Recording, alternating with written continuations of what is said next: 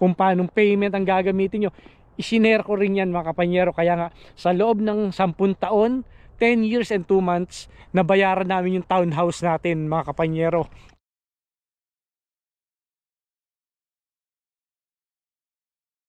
Yan, magandang araw mga kapanyero. Welcome back po sa ating channel. Ito, nandito naman tayo. Pag-aala-gala na naman tayo rito sa Edmonton, di ba? Naalala ko nga pala mga kapanyero, sa pagbalik namin dito sa Edmonton, naalala ko nga pala na share ko lang naman sa inyo na 12 taon na ako sa warehouse na pinagtatrabahuhan natin sa GFS.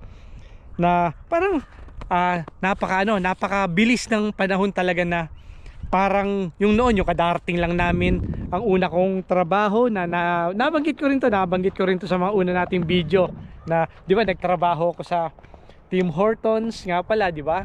Tapos nagtrabaho rin ako ng 3 months sa Superstore, 3 months sa Tim Hortons, na yun yung unang-unang trabaho ko. Tapos pagkatapos nun, nag-apply ako ng, kumbaga, may nagpasok nga pala sa akin yan. Maraming salamat din nga pala, di ba? May nagpasok sa akin na sa GFS sa Gordon, sa warehouse. Kaya nga para bang nanariwa na naman sa isipan ko noon, yung mga panahon na yun, na kadarating ko lang dito sa Canada. Hindi pa kami noon, permanent residence pa lang kami. 2 o 3 taon pa na pag-stay namin dito sa Canada bago kami nakapag-apply ng citizenship. I-share ko lang sa inyo mga kapanyero, kasi para bang napakabilis ng panahon na sa 12 taon ko na pala sa GFS. Kumbaga, kaya ko naman nalaman mga kapanyero, i-share ko lang sa inyo, sa GFS kasi, sa warehouse na pinagtatrabahuhan natin, meron kaming email na, ayan, tigi-tigi sa kaming email. Ginawa kami ng HR na nandoon yung communication namin sa loob, sa mga katrabaho namin, sa mga bisor namin, pati sa mga senior leadership namin. Meron kaming meron kaming email address. Biglang nag-pop up sa akin yung email, na nagulat ako, bakit ako in-email ng senior leadership, ng pinaka-head namin. Yung pala, ikino-congratulate ako na 12 years na ako sa GFS. Nagulat din ako mga kapanyero, kasi nga syempre hindi ko ine-expect na wala sa loob ko talaga, dahil nga di ba nakabakasyon tayo, nakabakasyon tayo, nasa US tayo, nasa LA, na nagliliwaliw. Tapos pagdating ko rito na ganun, saktong-sakto naman na biglang nag-pop up sa akin yung email na yon, na kino-congratulate ako. Syempre, parang ako bilang isang empleyado ng isang kumpanya na tumagal ako ng 12 taon sa kumpanya, syempre proud din ako, di ba, sa sarili ko. Kahit sino naman sa atin na tumagal ka ng ganung katagal, iba pa rin yung mararamdaman nyo. Kasi mga kapanyero, dito sa Canada, kumbaga madaling humanap ng trabaho. Yun nga lang, kapag talagang hindi mo nagustuhan yung trabaho mo, palipat-lipat ka, mag-i-stay ka ng 3 buwan, 6 na buwan, tapos lilipat ka na naman. Para sa akin, parang pangit yung record mo. Hindi naman sa pangit, pero parang mas maganda pa rin yung dire-diretso yung trabaho mo sa isang kumpanya. Kasi nga dito, yun nga, may mga nagsasabi, hindi ko pa na-search, hindi ko alam, pero may mga nagsasabi rin na kailangan daw mas maganda kung at least 10 taon ka sa isang kumpanya, parang maganda yung record mo sa pension, yung mga ganun, na may makukuha ka. Na yun ang intindi ko, yun ang mga paliwanag nila sa akin, na tumagal ka ng ganung katagal, at least 10 taon, maganda-ganda na raw yun. Ako mga kapanyero, 12 taon, di ba? Para bang, syempre, sa 12 taon ko doon, na hindi ako nagkaroon ng problema, hindi ako na hindi ako nagkaroon ng problema sa kumpanya o hindi rin ako nagbigay ng problema sa kumpanya. Ganun eh. Ganun yung nararamdaman ko ngayon, mga kapanyero. Parang napakasaya kasi nga hindi ko naman akalain na tatagal ako ng ganun, di ba? Siyempre ini-expect ko na sa pagpunta natin sa Canada na yun nga, yung mga sinasabi na noon na yung mga naririnig ko noon na yun nga, maraming trabaho, palipat-lipat, ganun. Pero ako, mga kapanyero, nakatagal ako ng 12 taon, pero meron pa rin naman sa akin na marami pa rin sa amin doon na mas higit pa sa 12 taon yung pag-i-stay doon. Pero maraming dumating na empleyado ron na in and out ang tao. Kumbaga matagal yung 2 taon, 3 taon, pero karamihan buwan lang. Mag-a-apply sila, tuturuan sila ng sandali lang, tapos biglang mawawala, biglang magre-resign kasi hindi nila nagustuhan yung trabaho, hindi nila nagustuhan yung pamamalakad. Ganun yung mga nangyayari. Pero hindi lang naman lahat yun Pilipino, iba-ibang lahi yung mga dumarating doon. Pero marami rin Pilipino na hindi tumagal. Kaya nga na-share ko lang sa inyo, mga kapanyero,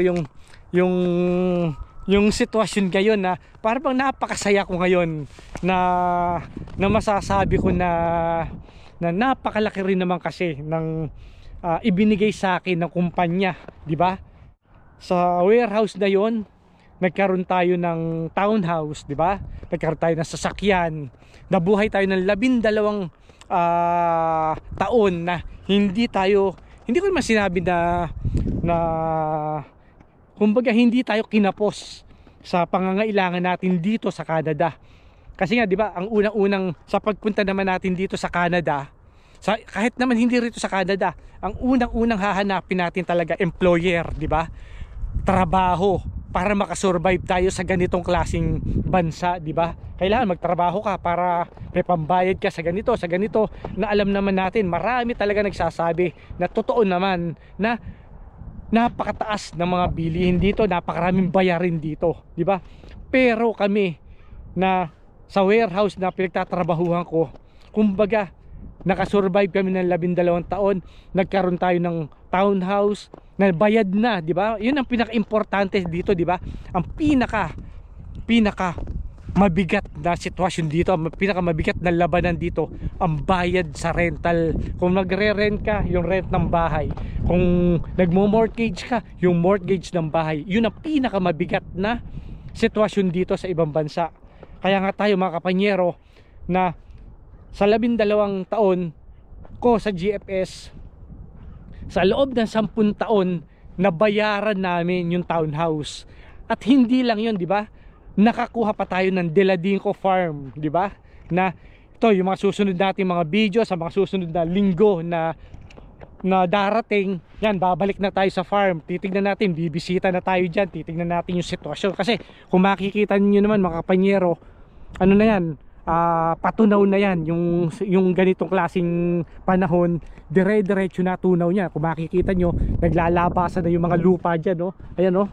Kung makikita nyo naman dito, ayan, nakalabas na ang mga lupa, di ba? Tuloy-tuloy na yan ang tunaw ng yelo rito. Yan, kaya na-share ko lang sa inyo na sa mga darating na linggo, babalik na tayo sa farm, mamamasyal tayo, titignan natin yung sitwasyon doon, kung nandurong pa ba yung mga gamit natin, sabog-sabog ba, kasi sa sunod-sunod na lakas ng hangin dito, sigurado sabog-sabog yun, yung mga puro kalat doon, baka yung mga drum natin doon, mga nakabalagbag na lang doon. Titignan natin, bibisita tayo ron, na sana nandurong pa rin lahat ng mga gamit natin, di ba? Pero sa 6 na taong ko naman na pag-stay natin sa farm na yun, wala namang nawala. Kaya nga, yun nga, balik tayo na sa 12 taon ko sa GFS, napakalaki rin naman ang ibinigay sa amin ng kumpanya na yun. Siyempre sa ano rin yun, di ba, sa hard work ko din yun, sa pagtatrabaho doon, na naging maayos din naman ang pagtatrabaho ko, di ba? Na hindi naman ako tatagal doon ng gano'n kung hindi maayos yung trabaho ko, di ba? Na nagkaroon tayo ng Deladinco Farm nga pala, di ba? Tapos meron pa tayong truck, meron pa tayong SUV na nandyan pa rin, di ba? Yung ginagamit ng anak ko, siya na gumagamit ng SUV na unang-unang naipundar na sasakyan namin na galing din yan siyempre sa pinagtatrabahuhan nating kumpanya, di ba? So marami rin na marami talaga. Tapos ang higit sa lahat mga kapanyero, saan ko rin naman kukunin yung mga gastusin natin sa mga pagta-travel natin. Nakailang uwi na kami sa Pilipinas, pangatlo. Tapos Virginia, ilan na ako sa Virginia na nakapunta, tatlo rin. Tapos yun yung LA ngayon na sumunod, yung huli, yung LA naman, di ba? Saan namin kukunin talaga lahat yun saan namin kukunin yung lahat ng gastos na yun kung hindi rin naman sa mga kumpanya na pinagtatrabahuhan namin, di ba? Kaya nga ganun mga kapanyero, na-share ko lang sa inyo na talagang masaya ako ngayon na sa mga oras na to, na nung natanggap ko talaga yung email ng leadership namin, yung pinaka senior pinaka boss namin.